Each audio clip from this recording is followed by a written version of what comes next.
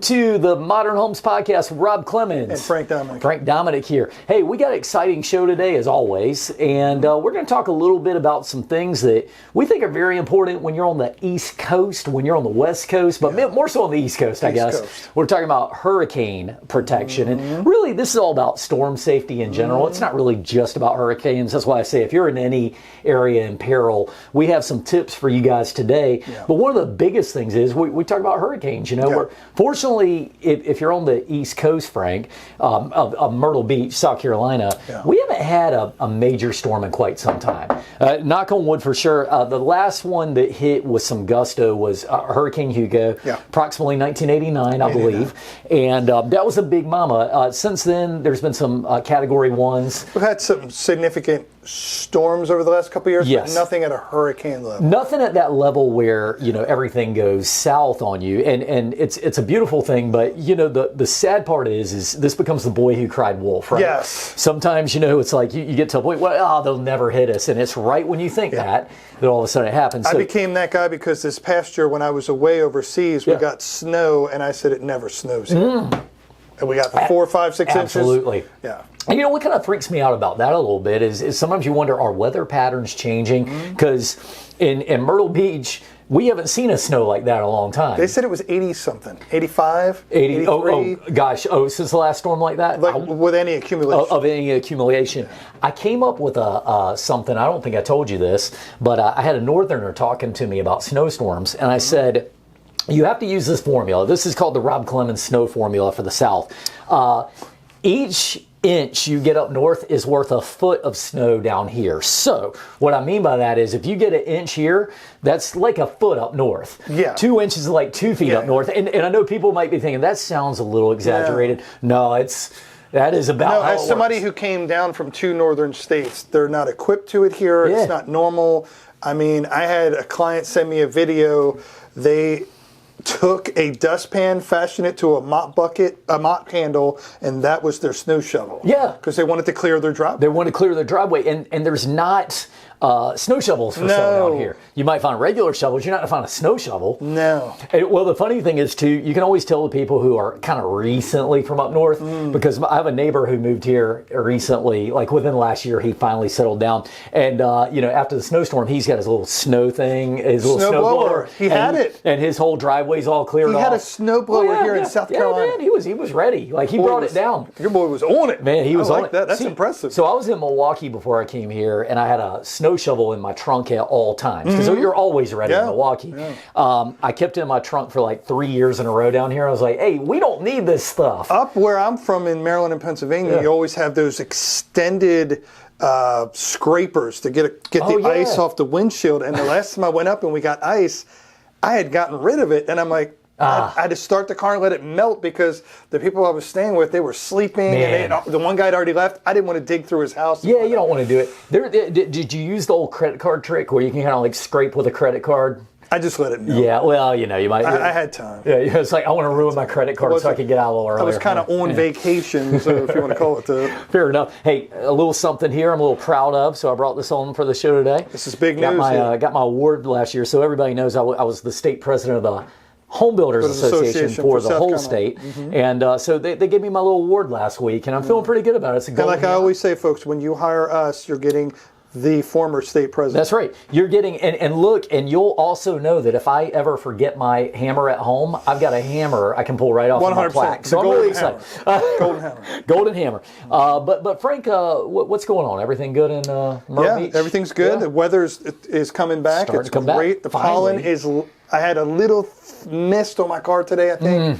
But we had a couple weeks where it was a blanket of. Yeah, I mean, wow, this was a rough pollen season for sure. I mean, and there, unfortunately, with pollen, you can't prepare for it. You only have to work around it. And not every year's the same, I'm finding out, because I'm a couple of years, 3 years in now, 3 years. Well, yes. And you know, but though at least you knew it was a thing. So we have so many people that come to this area thinking, man, I'm finally to my dream area. And then pollen season hits, and it's a little stronger than some of the I never had allergies up north. I have them here, so I have to take like a Claritin type product.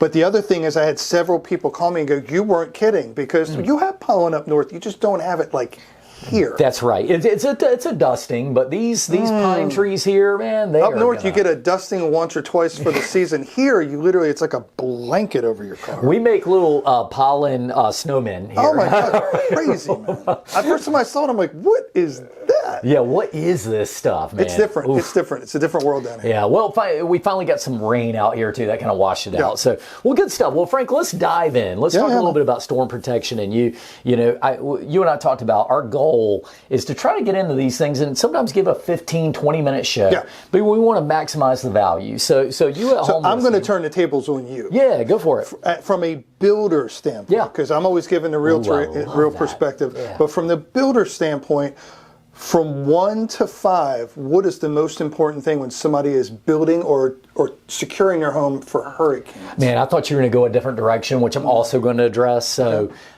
if you are having a home built as a builder, but you're having a home built by your builder, it's important that when a storm's coming, I always talk about storm preparation. I'm going to answer your question, but I want to talk about, this is a very real thing.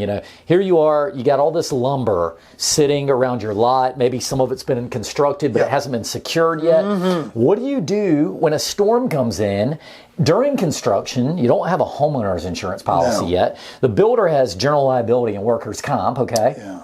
But that's not going to cover a storm knocking down your stuff. So for you who are building a home, and it's not through a D.R. Horton or a Beazer, you're not getting like a package deal. Right. It's very important to have something called a builder's risk policy. Yeah. So a builder's risk policy very is important. During the home being built, it's for hazards that are acts of God, if you will, that happen during the construction. So it's if that storm comes and blows all your lumber down, or whatever happens to happen, it's not going to be covered by a builder's general liability or his workers' comp or his bond. Yeah. So you have to have that. So a lot of good lenders will make you get one. But anyway, so that's part of it. But on that note, like we were just saying, the storms that have come through here that have not reached hurricane level still can wreak havoc on loose materials on a job site. They can, and for sure. And so that's where I was specifically, besides having the insurance in place, which that's part of our homeowner tip too, but it is that we definitely need to make sure we secure our stuff. So anytime a big storm's coming, one of the first things we'll do is,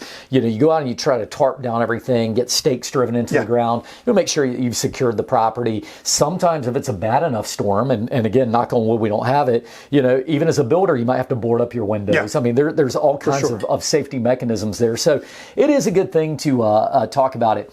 But now, as we get into what do I think are the hierarchy of things you should do about your home when you're building it, well, the first thing is we have to understand with the building code, in a effort to keep homes somewhat affordable, the building code says we have to have stronger and stronger windows. So even our modern windows in a coastal wind zone are going to be able to withstand a large amount of hurricane force wind and rain. Okay, but they're not designed to handle impact. And this is a very confusing matter for homeowners. Sometimes they think, well, I've got hurricane windows. My builder told me I have hurricane windows. Well, you from a realtor standpoint, you hear that a lot. You hear it a lot, and people are misunderstanding.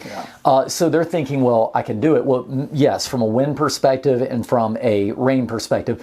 From a projectile perspective, you most certainly do not. And that's why you'll see the little sheets of plywood or OSB in your garage. That's meant to protect it.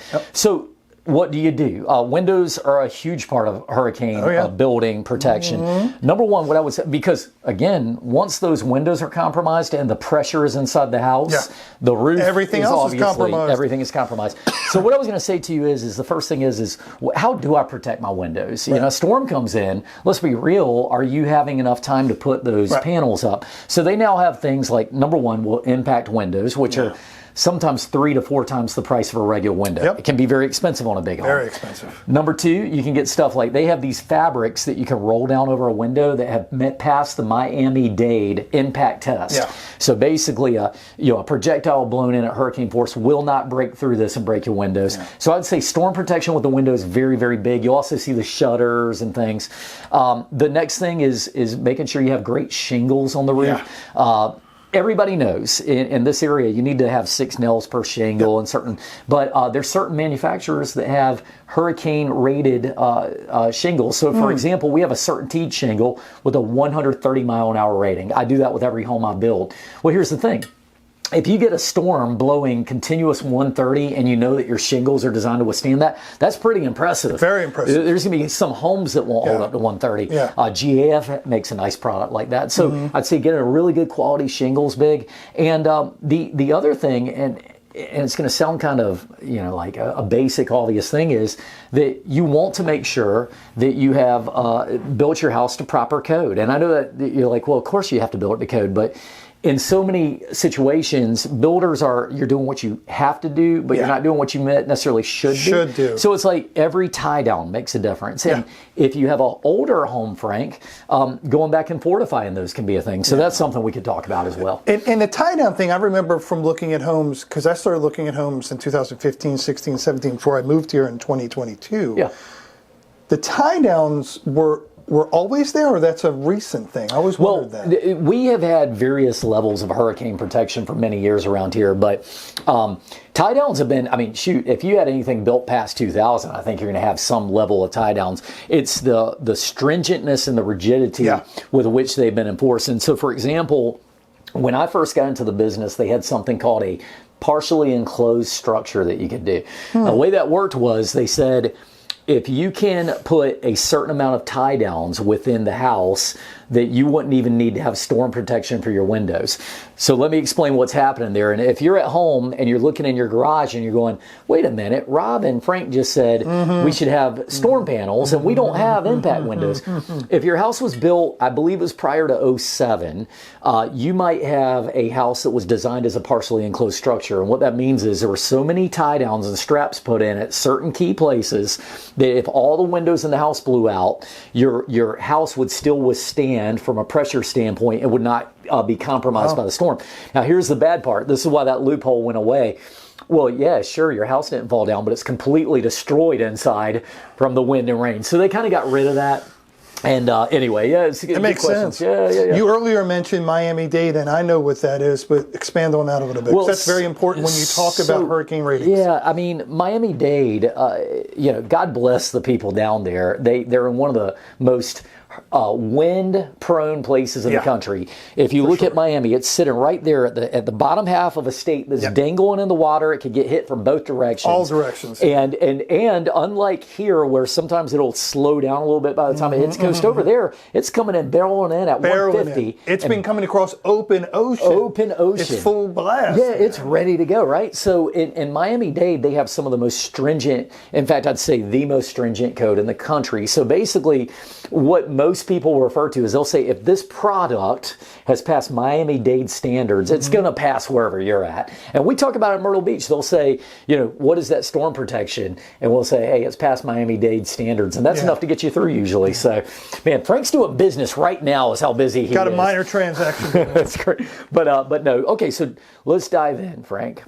You are now living in the area. Yeah. Let's talk about a little storm protection. Do you have any tips for the viewers as things that you would want people to do? It's real common stuff, but you don't realize it before you get here, is that a storm's coming in, go out into your landscaping, especially in the back, any chairs you have out that are, not too heavy or not weighted down or not secured, you might want to put those in the garage.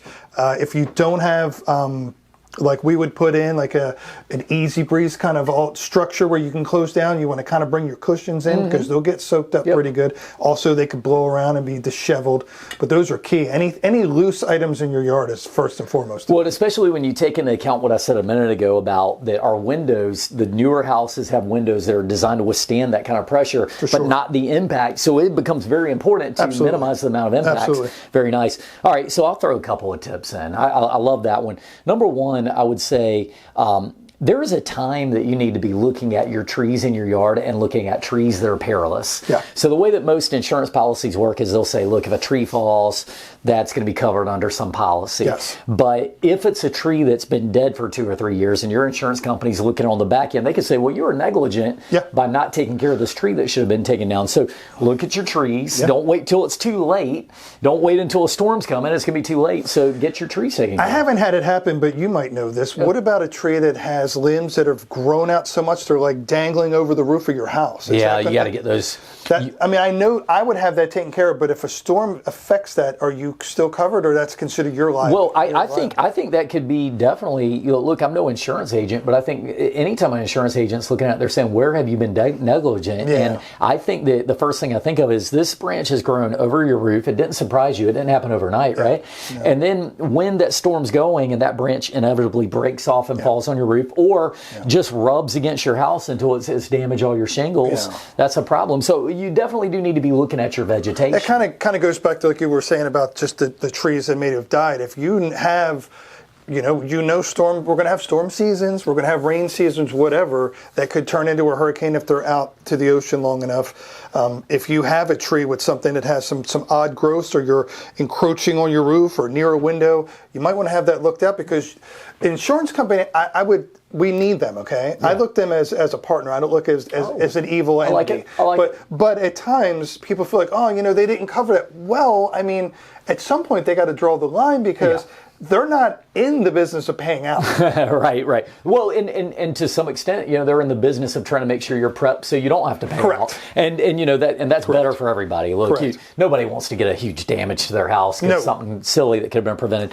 Well, here's a couple other tips that I have, and believe it or not, man, we run through these shows quickly, don't we? Yeah. But a couple of big tips. I always tell people, take pictures of your property before the storm comes in. Yeah. Go all around your house, all around your yard, take pictures. Now, why do you do that? Well, here's the thing. If you get into a point where you need to make a claim post-storm, and maybe a window has broken, maybe shingles have blown off, you want to leave no doubt to your insurance adjuster, if they have to come by, that the property was actually in okay shape before the storm. You had done your job. Exactly. So I think that's an important one that people don't think of, but I think it's something you should all do. So you see a storm coming in, make sure to get some pictures and take care of that. Another thing I would recommend is do an interior too. Because it's just like it prepares you with any kind of claims. I had a house fire years back, and one of the things we did after everything was repaired is we went through with our phones and did each room, all the stuff in there, what condition it was in. I haven't done that here, and that's the next level of preparation. But the thing is, if you had any kind of fire damage, that helps you make a claim, because when the fire happens, we lost the contents of our garage. And years later, my wife's like, hey, go grab that whatever out of the garage. Like, we had a second pantry in the garage. She's like, grab that thing we would roast a turkey in. And I'm like, what are you talking? It had melted. Wow. But the fire was the year before, and you forget you even have it. Yep. No, there's like a once a year thing you grab, a plate or whatever you got stored away, a Christmas tree, whatever. Yeah. You're like, where is it? It burned. And that's something to be said. I mean, you got to look at how mindful are you of your property in general, and that gets into, I think some of the other keys are, you want to get out of town. I mean, we never recommend somebody stays in town during a storm, but make sure you have a safety kit. I mean, it's not a bad thing to have batteries in your flashlights and all that. That's more of a, hey, I'm stuck in worst case scenario. Yeah. Where do you stand on generators? You see many of those in your houses? I don't have one, but I've considered it, and I recently sold a house with a whole house generator, and that one of the reasons why they wanted it, they liked it. It's about 1 out of 10, maybe even less than that. But the thing is they have generators ranging from the little plug-in generator you put outside. It's not going to power much, but it'll get you a little through a storm. And then they have the whole house generator. Yeah, this was a whole house situation, and they really liked it. And those are pretty nice, because usually they have an insulation around them, so they're not just waking up the neighborhood as they go through. So good stuff. Board up your windows. Make sure you do that, and little things. Did we miss anything? No, the fabric thing, I wanted to touch on that real quick, because one of the things you got to think about is, with a newer house like I have, they give you those OSB boards, but they're rather heavy. Yeah. And who's going to help? If it's you by yourself, or you're a young lady by yourself, those things, you need two people to put them up. They're huge. Very much so. I mean, well, the thing is, look, at the end of the day, those are there because you had to have them for code. Yeah. But we recognize that you're probably not going to actually be able to use that. They're heavy, man. And you'll notice that most of the time when you have third level houses, you have to do those with impact windows anyway, because they know that for whatever unlikelihood you're going to get the second level, you definitely have to go into the third level. Yeah. So, but anyway, so I get that. That's a good tip for you. So my biggest things are, make sure you got yourself covered on that. And the last thing I'd say is, make sure you have actually checked out your insurance policy lately. Yeah. Look, you said it before. You said, insurance, some people make them the villains. But the truth of the matter is if you haven't updated your home valuation in the last 20 years and you get a total loss, that's what you're covered for. So, you can't take that. If you do not have storm coverage, some people, if you own your house outright, you could say you don't even want it. But that's where the problem comes in. And some people go through life never having to make a claim against their homeowner's policy. I have with the fire we had. Man. And I thank that because it saved us. Well, it's like anything else. You don't think you need health insurance until you need it. Until that big thing happens, and that's where it is. So, 100%. Well, Frank, I think we have a good show in there. We hope that you guys enjoyed hearing all about some storm protection. Of course, this can go much deeper. We encourage people to write us. Send us any other questions. We could do another show wrapped around. If you're ever sitting at home, you're going, oh man, these guys should have said that. Don't do it. Look, we appreciate everybody listening. Frank, good show. And we'll pick it all up next time on the Modern Homes Podcast with Rob and Frank.